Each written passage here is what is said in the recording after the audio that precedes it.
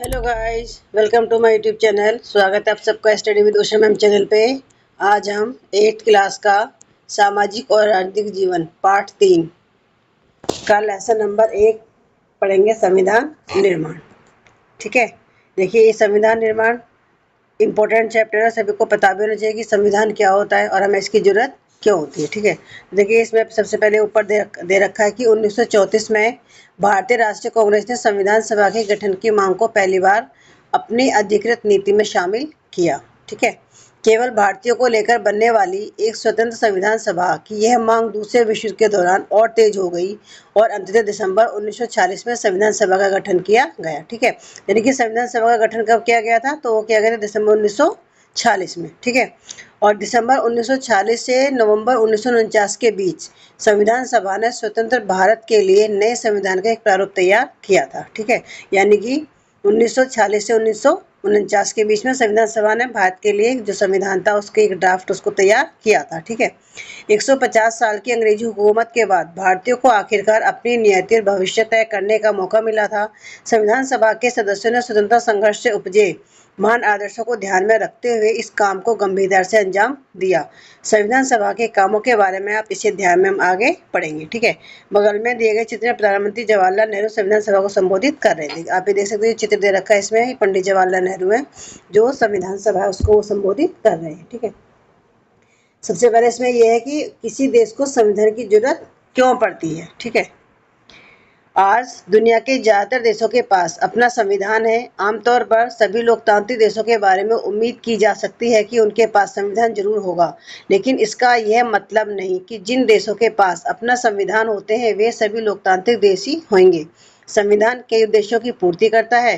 पहला, यह दस्तावेज उन आदर्शों को सूत्रबद्ध करता है जिनके आधार पर नागरिक अपने देश को अपने इच्छा और सपनों के अनुसार रच सकते हैं। यानी संविधान ही बताता है कि हमारे समाज का मूलभूत स्वरूप क्या हो। ठीक है, देश के भीतर आमतौर पर कई समुदाय रहते हैं, उनके बीच कई बातें समान होती हैं, लेकिन जरूरी नहीं कि वे सारे मुद्दों पर एक दूसरे से सहमत हों। संविधान नियमों का एक ऐसा समूह होता है जिसको एक देश के सभी लोग अपने देश को चलाने की पद्धति के रूप में अपना सकते हैं। ठीक है, और हम इसको सिंपल शब्दों में कहें कि संविधान क्या होता है। संविधान ऐसे नियमों की एक किताब है। ठीक है, कि जिसमें किसी भी देश को चलाने के लिए नियम और कानून व्यवस्था उसके अंदर लिखी होती है। ठीक है, इसके जरिए वे न केवल यह तय करते कि सरकार किस तरह की होगी, बल्कि उन आदर्शों पर भी एक साझी समझ विकसित करते हैं जिनकी हमारे हमेशा पूरे देश में रक्षा की जानी चाहिए। ठीक है, इन बातों का क्या मतलब है यह समझने के लिए आइए दो बिल्कुल अलग अलग परिस्थितियों पर गौर करें। दोनों घटनाएं भारत की उत्तरी सीमा पर स्थित नेपाल के ताजा ऐतिहासिक घटना है। समाचार पत्रों के माध्यम से ऊपर दी गई खबरों में बताया गया कि नेपाल के लोगों ने हाल ही में एक अंतिम संविधान को मंजूरी दी है। सवाल यह उठता है कि जब नेपाल में पहले से ही संविधान था तो उसे नए संविधान की जरूरत क्यों पड़ी। इसका कारण यह है कि कुछ समय पहले तक नेपाल एक राजतंत्र था, वहां राजा का शासन था। 1990 में बना नेपाल का पिछला संविधान इस पद्धति पर आधारित था कि शासन की सर्वोच्च सत्ता राजा के पास रहेगी। नेपाल के लोग कई दशक से लोकतंत्र की स्थापना के लिए जन आंदोलन करते चले आ रहे थे। इसी संघर्ष के फलस्वरूप 2006 में आखिरकार उन्हें राजा की सत्ता को खत्म करने में कामयाबी मिल गई।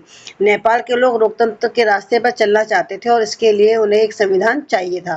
वे पिछले संविधान को इसलिए नहीं अपनाना चाहते थे क्योंकि इसमें वे आदर्श नहीं थे जो वे नेपाल के लिए चाहते थे और जिनके लिए वे लड़ते रहे।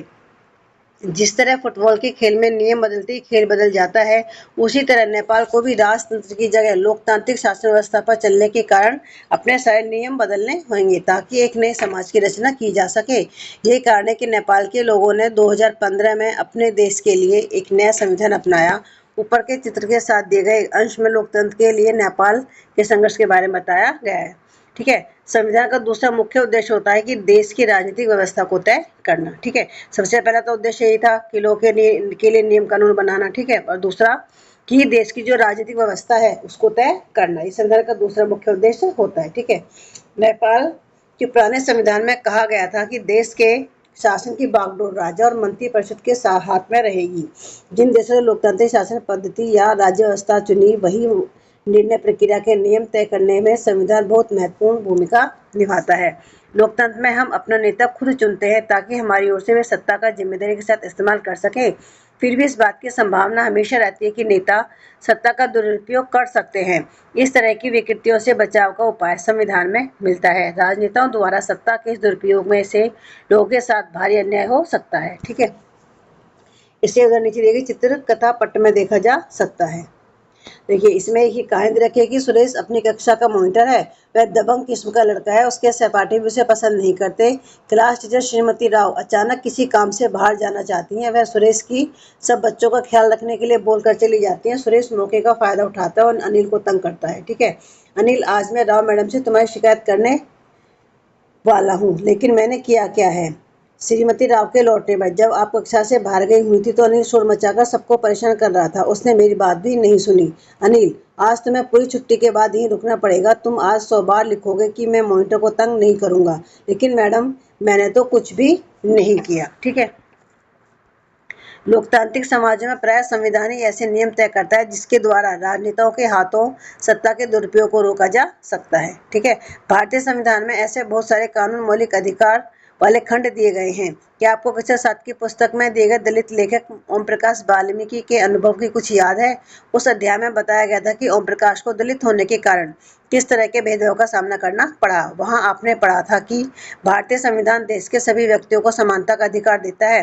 हमारा संविधान कहता है कि धर्म, नस्ल, जाति, लिंग और जन स्थान के आधार पर देश के किसी भी नागरिक के साथ भेदभाव नहीं किया जा सकता। इस प्रकार समानता का अधिकार भारतीय संविधान में दिया गया एक मौलिक अधिकार है। ठीक है, देखिए, जो संविधान है, संविधान ही यह तय करता है कि जो नेता है, जो राजनेता है, वो जो सत्ता है उसका दुरुपयोग नहीं करे। उसके दुरुपयोग को संविधान के द्वारा ही रोका जा सकता है। ठीक है,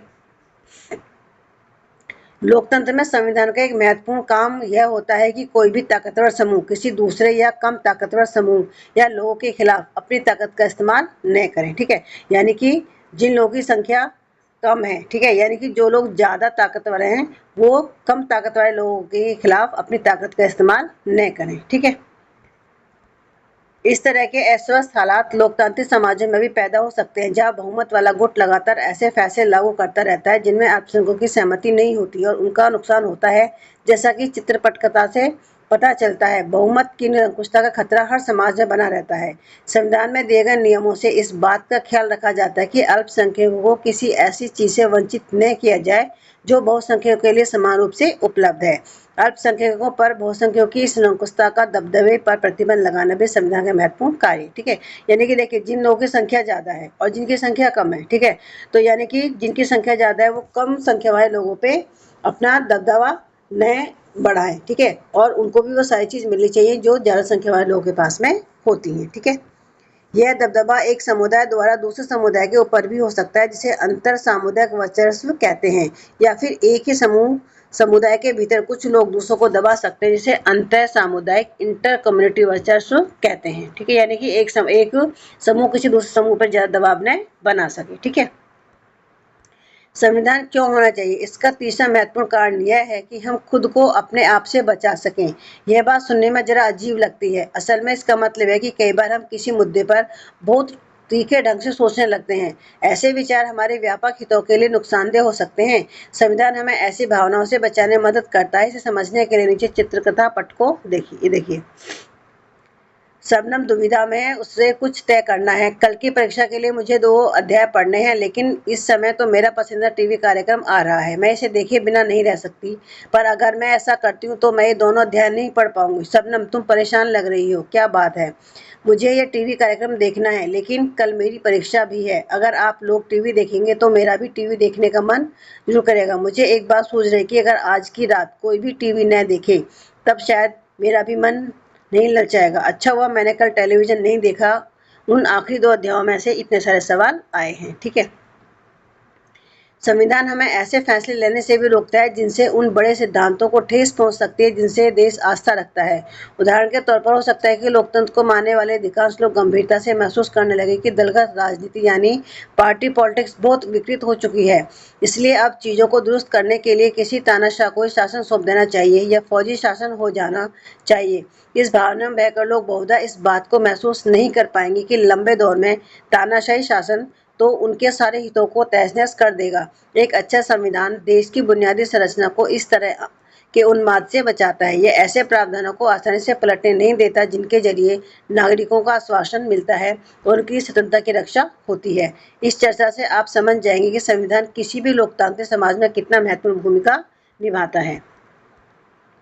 आइए अब हम भारतीय संविधान के कुछ मुख्य आयामों का अध्ययन करें और इस बात को समझें कि उपयुक्त बिंदु कुछ खास आदर्शों नियमों का रूप ग्रहण किस तरह से करते हैं। ठीक है, पहला कि भारतीय संविधान के मुख्य लक्षण या इसकी विशेषताएं। इसके लक्षण कह लीजिए, विशेषताएं कह लीजिए, दोनों का मतलब एक ही है। ठीक है, 20वीं सदी तक आते आते भारतीय राष्ट्रीय आंदोलन कई दशक पुराना हो चुका था। स्वतंत्रता संघर्ष के दौरान राष्ट्रवादियों ने इस बात पर काफी विचार किया था कि स्वतंत्र भारत किस तरह का होना चाहिए।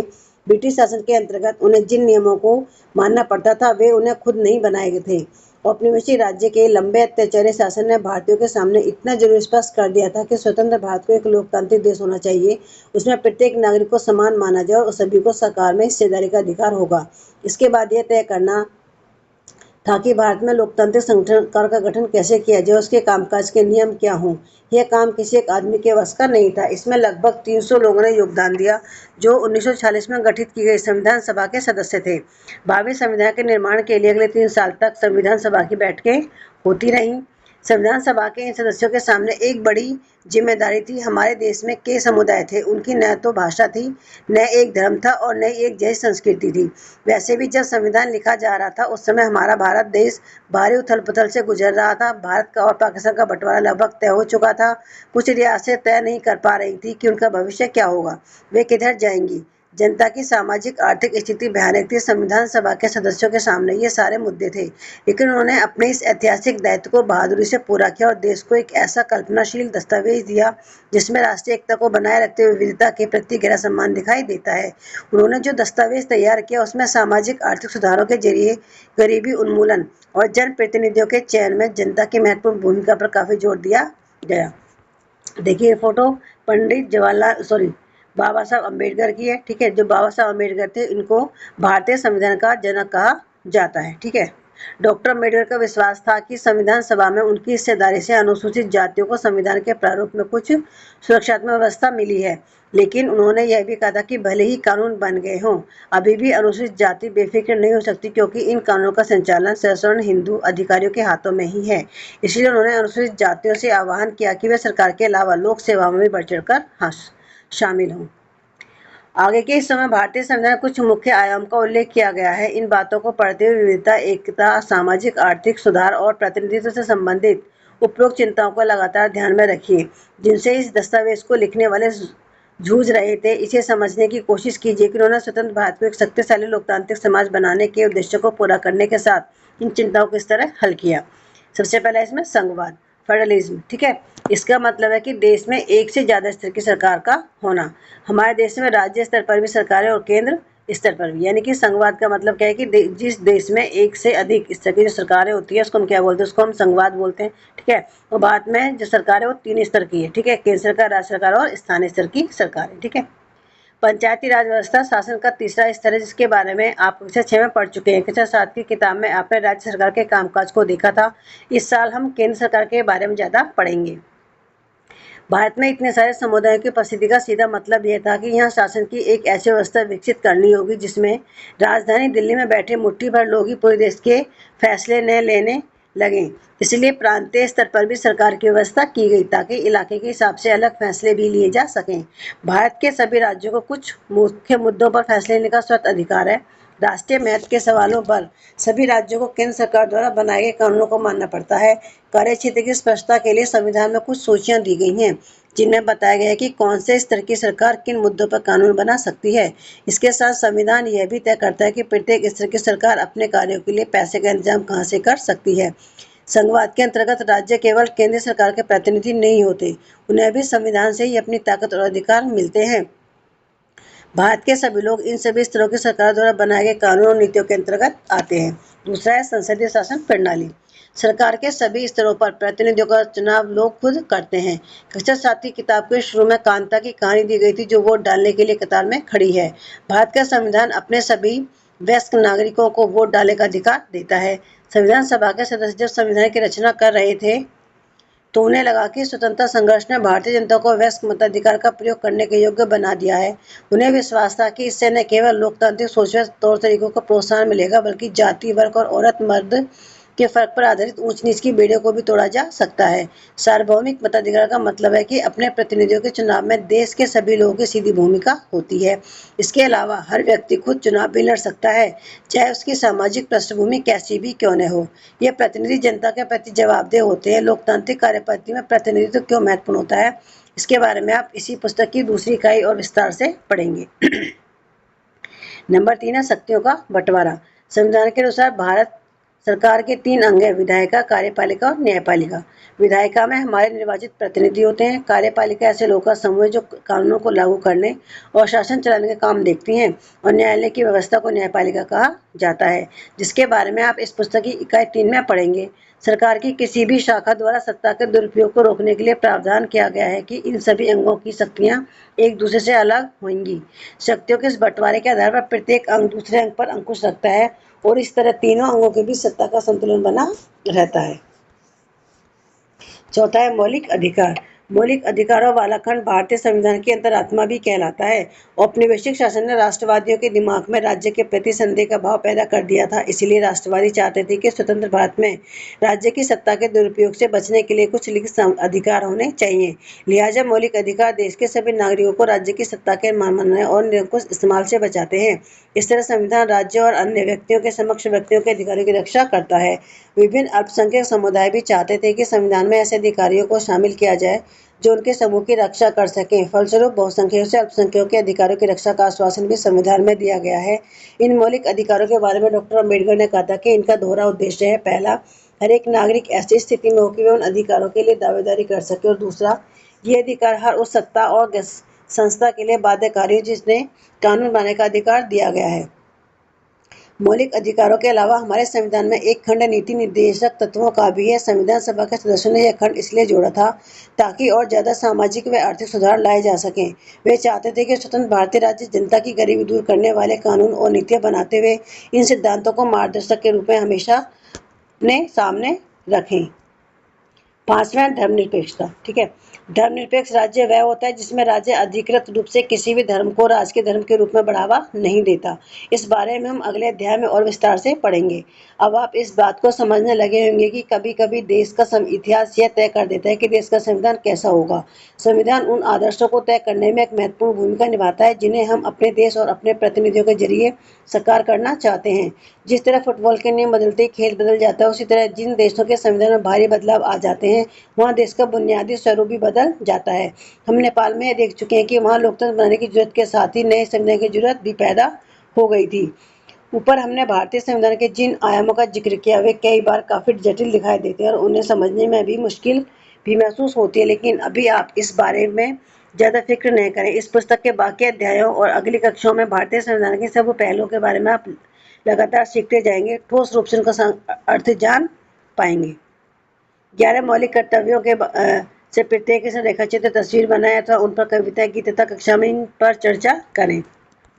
देखिए, जो हमारा संविधान है, हमारे संविधान में हमें अभी जो संविधान बना था उस टाइम में हमारे 6-7 मौलिक अधिकार थे। ठीक है, उस था संपत्ति का अधिकार, लेकिन संपत्ति के अधिकार को अब खत्म कर दिया गया है। ठीक है, तो अभी इस टाइम जो हमारे मौलिक अधिकार है वो है 6। सबसे पहला है आपका समानता का अधिकार। ठीक है, समानता का अधिकार है कि कानून की नज़र में सभी लोग समान है। इसका मतलब है कि सभी लोगों को देश का कानून बराबर सुरक्षा प्रदान करेगा। इस अधिकार में यह भी कहा गया है कि धर्म, जाति या लिंग के आधार पर किसी भी नागरिक के साथ भेदभाव नहीं किया जा सकता। खेल के मैदान, होटल, दुकान इत्यादि सार्वजनिक स्थानों पर सभी को बराबर पहुंचने का अधिकार होगा। रोजगार के मामले में राज्य किसी के साथ भेदभाव नहीं कर सकता, लेकिन इसके कुछ अपवाद हैं जिनके बारे में इस किताब में आगे पढ़ेंगे। छुआछूत की जो प्रथा है उसको भी कभी उन्मूलन कर दिया गया। ठीक है, दूसरा है हमारा स्वतंत्रता का अधिकार। इस अधिकार के अंतर्गत अभिव्यक्ति और भाषण की स्वतंत्रता, सभा संगठन बनाने की स्वतंत्रता, देश के किसी भी भाग में आने जाने और रहने तथा कोई भी व्यवसाय, पेशा या कारोबार करने का अधिकार शामिल है। ठीक है, तीसरा, शोषण के विरुद्ध अधिकार। संविधान में कहा गया है कि मानव व्यापार, जबरन श्रम और 14 वर्ष से कम उम्र के बच्चों को मजदूरी पर रखना अपराध है। चौथा है धार्मिक स्वतंत्रता का अधिकार। सभी नागरिकों को पूरी धार्मिक स्वतंत्रता दी गई है। प्रत्येक व्यक्ति को अपनी इच्छा का धर्म अपनाने, उसका प्रचार प्रसार करने का अधिकार है। पांचवा, सांस्कृतिक और शैक्षणिक अधिकार।